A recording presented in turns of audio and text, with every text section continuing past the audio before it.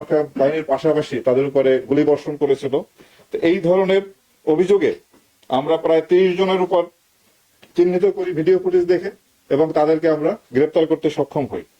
এবং ছাত্র জনতার উপরে গুলি করার জন্য যারা হুকুমদাতা বা এই সংক্রান্ত যে মামলাগুলি রুজু হয়েছে, সেই মামলায় এ পর্যন্ত আমরা সর্বমোট 4 জন সাবেক মন্ত্রী, 17 জন সাবেক এমপি, 40 জন সাবেক মেয়র, উপজেলা বা ইউনিয়ন পরিষদের চেয়ারম্যান সহ 40 জন কাউন্সিলর বা মেম্বার 16 জন, এবং এছাড়াও বিভিন্ন রাজনৈতিক সংগঠন যারা ওই সন্ত্রাসী কার্যকলাপে জড়িত ছিল তাদের 183 জন সহ সর্বমোট আমরা 353 জনকে গ্রেপ্তার করতে সক্ষম হই। এবং আমাদের এই অভিযান অব্যাহত আছে, এবং যারা বাকি আছে মামলার যারা আসামি তাদেরকে গ্রেপ্তার পূর্বক আইনের আশ্রয় নেওয়ার জন্য আমরা পদক্ষেপ গ্রহণ করেছি।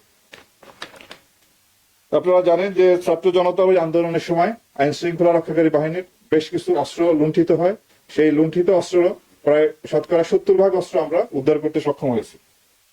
আমরা এই পর্যন্ত জুলাই বিপ্লবের পরবর্তী পর্যায়ে আমরা 1238 জন মাদক কারবারিকে গ্রেপ্তার করি এবং 7,91,000-এর উপরে ইয়াবা উদ্ধার, 28 কেজি হেরোইন উদ্ধার এবং 58,500 বোতল ফেন্সিডিল সহ আরো বিশেষ অনেক মাদক দ্রব্য আমরা আটক করতে সক্ষম হয়েছি।